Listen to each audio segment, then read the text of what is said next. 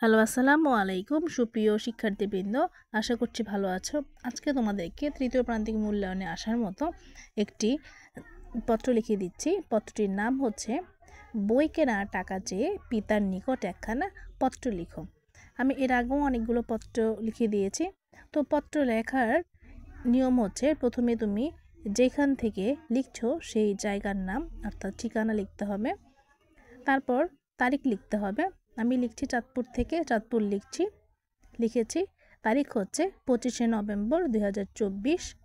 যেহেতু বাবার কাছে চিঠি লেখা, বাবাকে কেউ আব্বা বলে, বাবা বলে, যে যেটাই সম্বোধন করে লিখো না কেন সমস্যা নেই। তো বাবা গুরুজনদের আগে লিখতে হয় শ্রদ্ধেয়। তো আমি লিখেছি শ্রদ্ধেয় আব্বাজান, আসসালামু আলাইকুম, আশা করি ভালো আছেন। আমি, মা, বাড়ির সবাই ভালো আছি। আসলে তোমরা কি কখনো তোমাদের কারো বাবার কাছে চিঠি লিখেছো?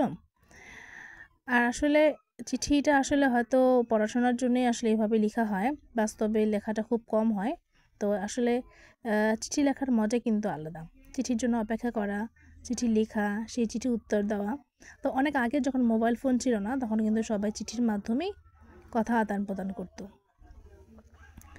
তো তারই ধারাবাহিকতায় দেখো, তারপর হচ্ছে আব্বা, আপনি তো জানেন যে আগামী 2 ডিসেম্বর আমার বার্ষিক পরীক্ষা শুরু হবে। সেজন্য আমার ইংরেজি বিষয়ের একটি গ্রামার বই,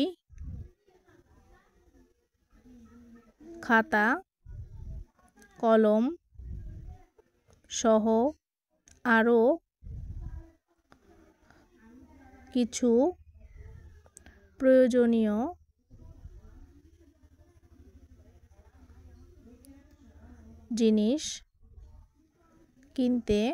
জিনিসপত্র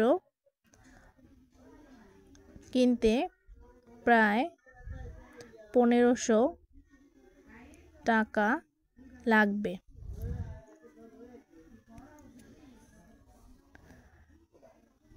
আপনি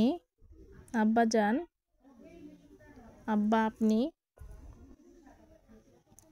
তাড়াতাড়ি টাকা পাঠানোর ব্যবস্থা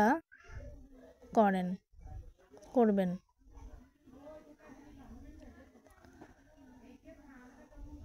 আর চিঠির উত্তর দিয়ে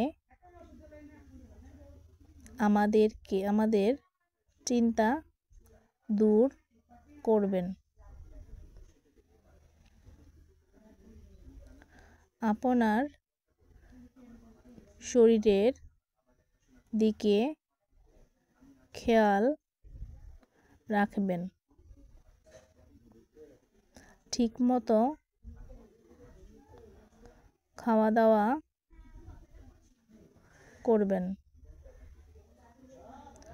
ছুটি পেলে বাড়িতে আসবেন। আজ এই পর্যন্তই। ইতি, আপনার স্নেহের মারুফা। অর্থাৎ চিঠিটি লিখছে মারুফা তার বাবার কাছে। আর দেখো, চিঠিটি শেষ হয়ে গেল। চিঠির আরেকটি প্রাণ হচ্ছে তার খামের ঠিকানা ছাড়া কিন্তু কোনোভাবে চিঠি যাবে না। তো খামটি আমি এঁকে নিয়েছি। খামের ডান পাশে উপরে কর্নারে লিখেছি ডাক টিকিট, বাম পাশে হচ্ছে প্রেরক এবং ডান পাশে হচ্ছে প্রাপক, মানে যার কাছে চিঠিটি যাবে। আমি লিখছি মারুফার বাবা মোহাম্মদ সুলতান মিয়া। তার পূর্ণ অ্যাড্রেসটাই দিতে হবে কিন্তু এখানে। আর পূর্ণ ঠিকানা ছাড়া কিন্তু কোনো চিঠি আসলে কোথাও যেখানে পাঠানোর কথা সেখানে কিন্তু একেবারেই পৌঁছাবে না। তো এই জন্য প্রেরক আর প্রাপক দুইটা কিন্তু ভালোভাবে খেয়াল করতে হবে, কোন পাশে প্রেরক লিখতে হবে এবং কোন পাশে প্রাপক লিখতে হবে। প্রেরক হচ্ছে যে চিঠিটি লিখছে, যে মারুফা চিঠিটি লিখছে চাঁদপুর থেকে আর পাঠাচ্ছে বাবার কাছে। তো শিক্ষার্থী বন্ধুরা, এ পর্যন্তই। সবাই ভালো থেকো, সুস্থ থেকো। আল্লাহ হাফেজ।